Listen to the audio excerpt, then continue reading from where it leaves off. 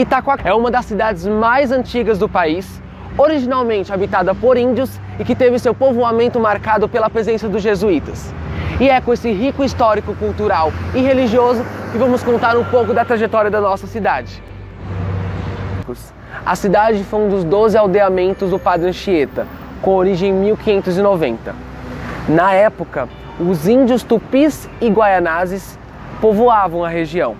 Acreditamos que os padres jesuítas começaram um trabalho aqui em Itaquá e depois foram caminhando para outros lugares, como por exemplo São Miguel, aqui bem próximo de Itaquá, vindo da Grande São Paulo, parando aqui em Itaquá e depois indo para outros locais e deixando aqui muita história para nós no dia de hoje.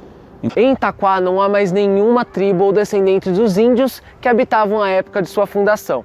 Mas conseguimos encontrar Alex Ribeiro, cacique dos Caimbés do estado de São Paulo e que mora no município.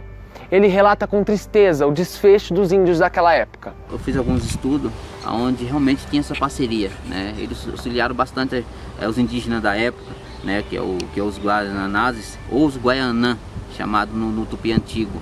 E os tupi também na época, eles auxiliaram bastante, lutaram muito para que preservasse a cultura, mas não conseguiram, onde os guaianás foram devastados nessa região.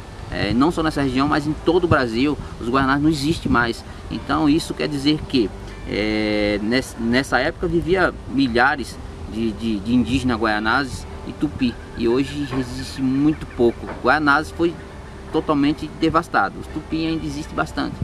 Mas os guaianazes totalmente não existem mais. Então não foi um trabalho bem feito, né? Eu acho que teria feito mais.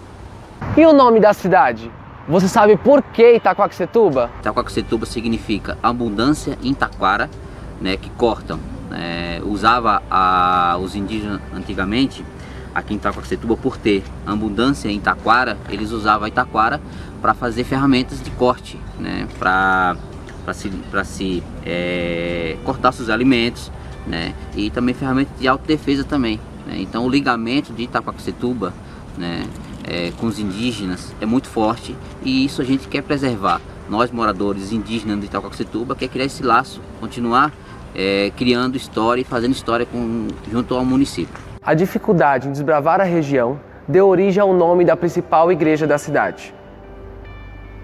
Em qualquer lugar onde era difícil acesso para que o povo chegasse, então onde a igreja construía a igreja, atribuía a intercessão de um santo ou de uma santa. Então acreditamos que aqui recebeu o nome de Igreja Nossa Senhora da Ajuda, porque não foi fácil chegar até aqui. Atribuíram uma intenção divina, conseguiram chegar aqui, conseguiram construir uma igreja com a ajuda de Nossa Senhora. Ela é considerada a segunda igreja mais antiga do estado de São Paulo. Primeiro vem a igreja pelos registros, vem a igreja de São Miguel Paulista e depois a igreja de Nossa Senhora da Ajuda, onde se preserva algumas coisas, não ela totalmente.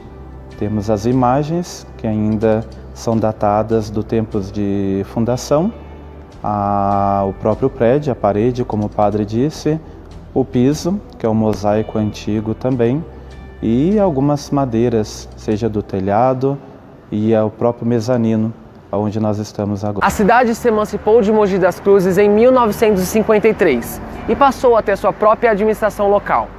A Itaquaquecetuba dos dias de hoje tem 350 mil habitantes, num misto de imigrantes europeus e pessoas de várias outras partes do país que adotaram a cidade como seu lar.